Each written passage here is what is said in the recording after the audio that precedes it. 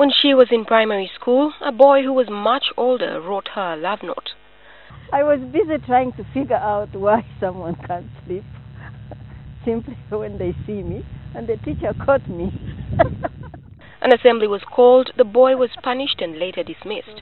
Jane was saved by her father, who was the founder of the school, and therefore commanded a lot of respect. They found out that I was completely naive and innocent. And in any case, my father said, she's not the one who wrote the note. I didn't even understand what the note was saying. Like many others in her village, Dr. Jane, as many call her, was born in a banana plantation. Back then, people went to hospital because it was fashionable, and also if there were grave complications with the pregnancy or the birth. She grew up in a remote little village called Nyabwina in Mushenyi district, southwestern Uganda. Her father was a catechist who later started a small school that the church and eventually the government took over. She learned from him to always behave as though everyone could see what she was doing all the time.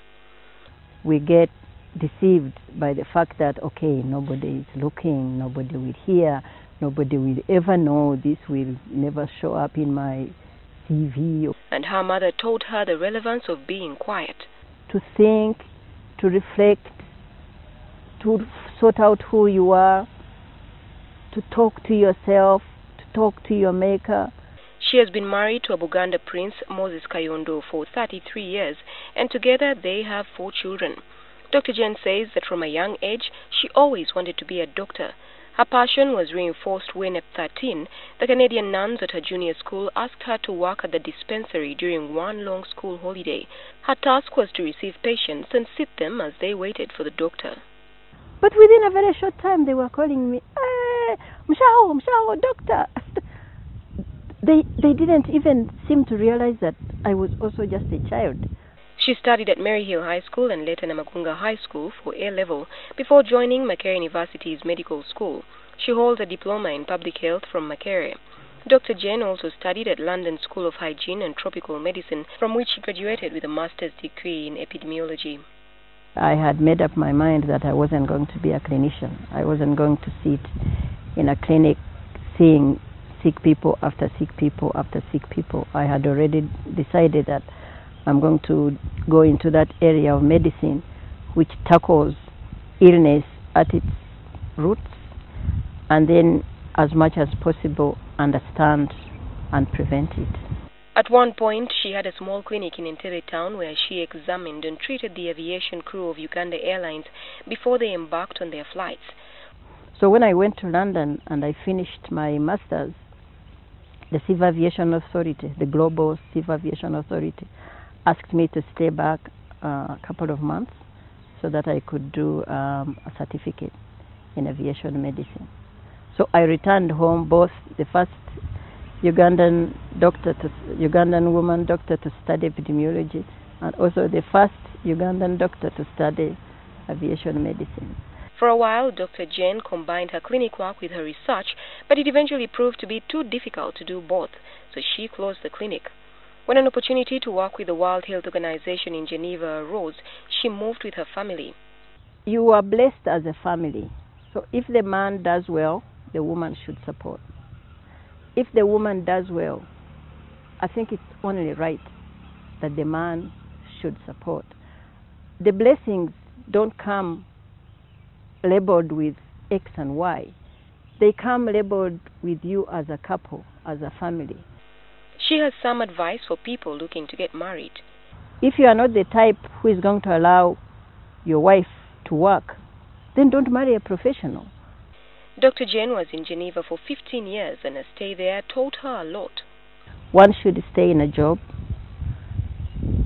maximum 10 years. I think after 10 years, you start to I don't think you can just be as good as you were. She felt that she had given it her all and wanted to return home. Coincidentally, it was at about that time that she learned of an opening at the Wellcome Trust for a special advisor to Africa. The interviews, they were telling me, you know, you are going to have to live in Africa. I said, yes. And then, of course, we don't really care where in Africa you live. I said, is this happening? The family returned to Uganda in 2012 and Dr. Jane started her new advisory assignment with the Wellcome Trust. Right now, she is looking into another initiative. She says that in Africa, there is no government investing enough into research, and so for an individual or an institution to get funding, they have to look elsewhere. So we've created a new fund. It's called the Africa Research Excellence Fund, RF, to see if we can invest ourselves in research in health. Then we can own the research. Then it can respond to our needs. Dr. Jane explains that if they can collect resources, they are targeting researchers who hold PhDs. Usually after people's PhDs, within 2 or 3 or even up to 7 years, if they don't get research money, they will either go into business or they will escape abroad. And the ones who escape abroad, some of them end up appropriately employed. But I've heard stories of people who have been taxi-driven by African PhD holders in New York. This thing happens. We want to see, can we retain all this brain, this excellent brain? By the time you get a PhD, you have excellent brain. Can we retain it here to do research here so that they can realize their potential here? She has written the story of her life in a book called The Hero Within, The Exceptional Journey of an African Woman.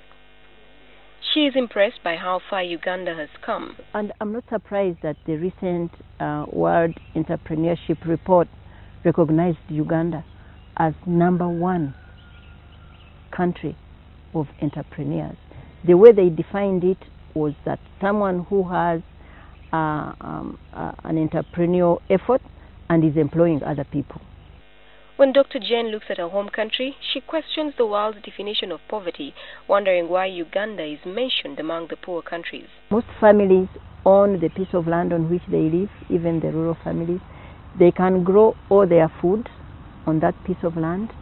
They own the home they live in. That's a large percentage of what other people spend their life working for, to own something of their own.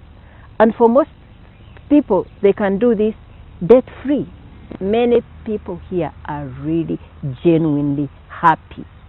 They may not have a lot of stuff, but they have happiness. Josephine Karungi, NTV.